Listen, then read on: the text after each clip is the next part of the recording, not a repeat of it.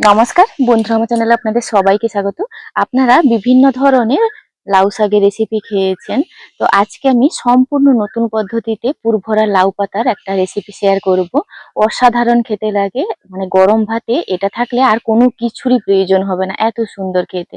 সম্পূর্ণ নতুন পদ্ধতিতে লাউ পাতার এই বড়াটা শেয়ার করব। চলুন দেখে নেওয়া যাক কিভাবে বানাচ্ছি।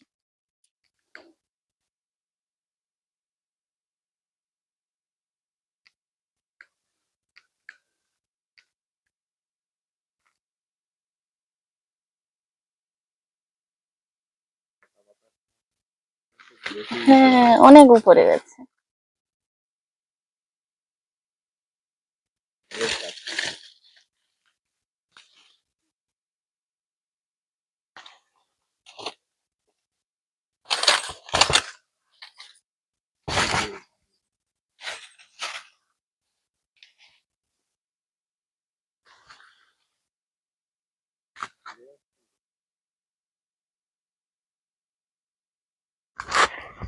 বাকি এখানে অনেক বড় বড় পাতা, এখানে কচি কচি পাতাগুলো নিয়ে নি।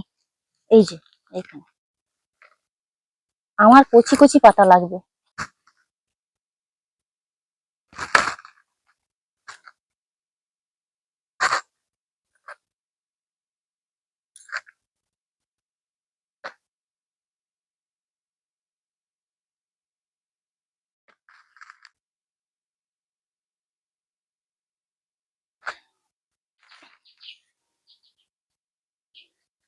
কয়েকটা কুমড়ো ডাঁটা হয়েছে, এটা এখানে আমাদের মিষ্টি কুমড়ো গাছ হয়েছে, এমনি উঠেছে, লাগানো হয়নি।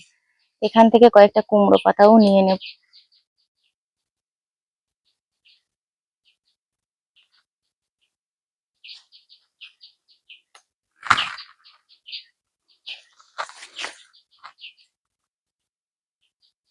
গ্রামাঞ্চলে শাক পাতার কোনোদিন অভাব হয় না, চতুর্দিকে খুঁজলে তো কত রকমের যে শাক। খুব ভালোভাবে এগুলো ধুয়ে নেব 2-3 বার করে। পাতাগুলোকে খুব ভালোভাবে ধুয়ে নিয়েছি, তো এটা এক সাইড করে রাখবো। অল্প একটু জল দিয়ে দিলাম। এই পাতাগুলো কয়েক সেকেন্ড ভাপিয়ে নেব, জাস্ট নরম করে নেব আর কি। খুব সামান্য লবণ দিয়ে দিচ্ছি। একটু ঢাকা দিয়ে আমি এটাকে কয়েক সেকেন্ডের জন্য ভাপিয়ে নেব। এইভাবে উল্টে পাল্টে দিয়ে কিন্তু একটুখানি ভাপিয়ে নিয়েছি। এবার এই পাতাগুলো তুলে নেব।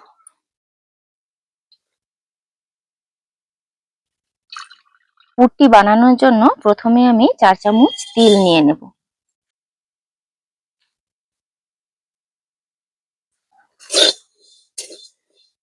তিলটাকে কিন্তু অতি অবশ্যই এইভাবে ভেজে নিতে হবে, তারপর দেখবেন তিলের যে অসম্ভব সুন্দর একটা ফ্লেভার আছে।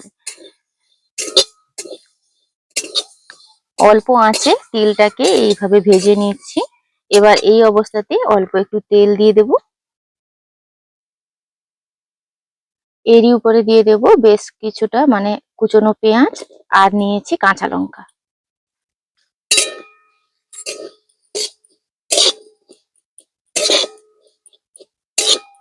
পেঁয়াজ আর লঙ্কাটাকেও ভেজে নেব। জালটা কম আছে তো আমি বাড়িয়ে দিচ্ছি। হালকা করে এইভাবে ভেজে নিচ্ছি। খুব বেশি একদম লাল লাল করে ভাজার দরকার নেই। এর যে অসম্ভব সুন্দর একটা ফ্লেভার, এটা ভাজার সময় আপনারা পেয়ে যাবেন। আর খাওয়ার সময় কি বলবো, মুখে পড়লেই যেন অমৃত। অল্প একটু লবণ দিয়ে দিচ্ছি, সামান্য একটু হলুদ দিয়ে দিচ্ছি।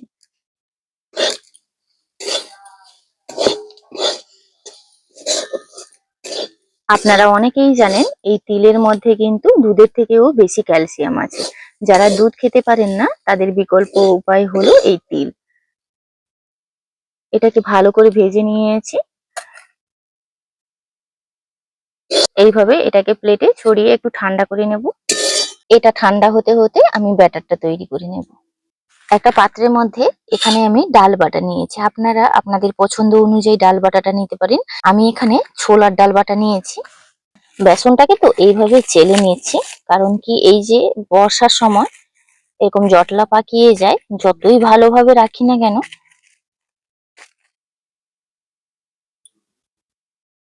1 কাপ ছোলার ডালের সঙ্গে 1 কাপ বেসন নিয়েছি। পরিমাণ মতন লবণ দিয়ে দিচ্ছি। দিয়ে দিচ্ছি পরিমাণ মতন হলুদ, সামান্য একটু গরম মশলার গুঁড়ো, খুব সামান্য একটু লঙ্কার গুঁড়ো দিচ্ছি, আর 1 টিস্পুন নিয়েছি আদা রসুন একসঙ্গে বাটা। এবার অল্প অল্প জল দিয়ে সমস্ত কিছু মিশিয়ে নেব।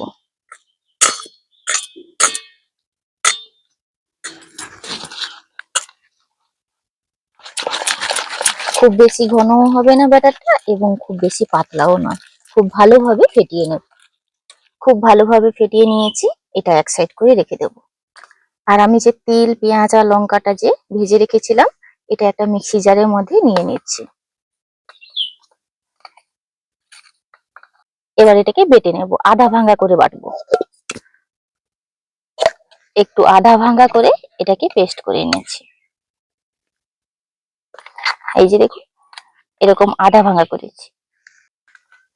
একটা করে পাতা নিয়ে নিচ্ছি, মধ্যিখানটায় আমি এই পুরটা নিয়ে নিচ্ছি।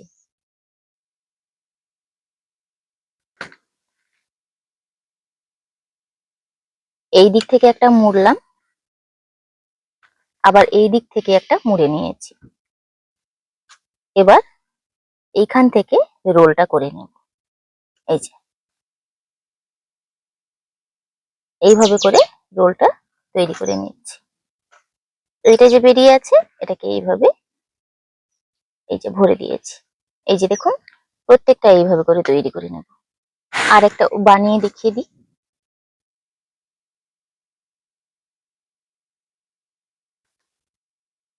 এই দিক থেকে মুড়ে নিলাম, ঠিক উল্টো দিকটাও এইভাবে মুড়ে নিচ্ছি। এই যে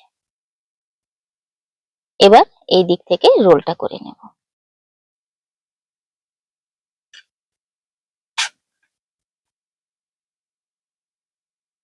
এই যে কড়াইতে তেল দিয়ে দিচ্ছি, খুব বেশি তেল দেব না। সবগুলো এইভাবে তৈরি করে নিয়েছি, একটা একটা করে নেব।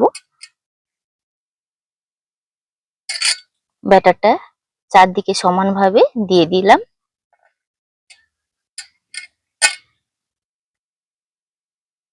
এই যে একটা একটা করে দিয়ে দেব।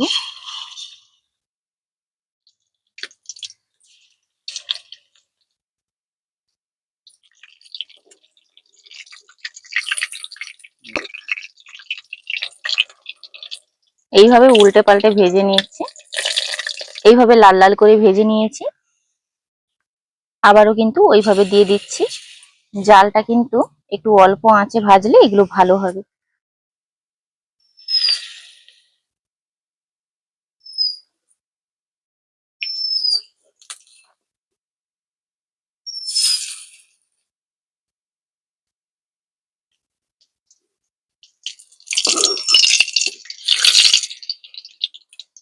এটাকেও এইভাবে লাল লাল করে ভেজে নিচ্ছি। এইভাবে করে সবগুলো ভেজে আপনাদেরকে দেখাচ্ছি।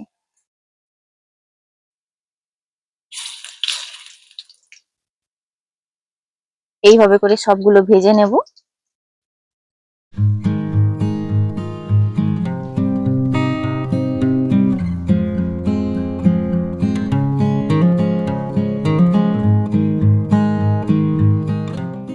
এইভাবে কুমড়ো পাতা বলুন বা লাউ পাতা, একই পদ্ধতিতে বানিয়ে দেখবেন, একটা দুটো খেলে কিন্তু মন ভরবে না।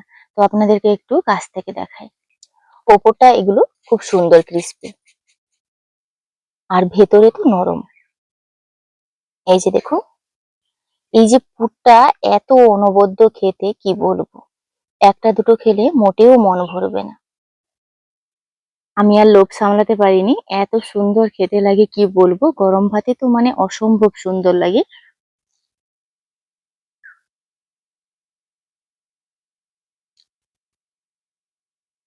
ওপরটা সুন্দর ক্রিস্পি, আর ভেতরে পুরটা কি বলবো অসম্ভব সুন্দর। আজকের ভিডিওটি এখানেই শেষ করছি, দেখা হচ্ছে পরবর্তী একটা নতুন পর্বে। আপনারা সবাই ভালো থাকবেন, সুস্থ থাকবেন, সাবধানে থাকবেন। আর ভিডিওটি ভালো লাগলে লাইক শেয়ার কমেন্ট করবেন।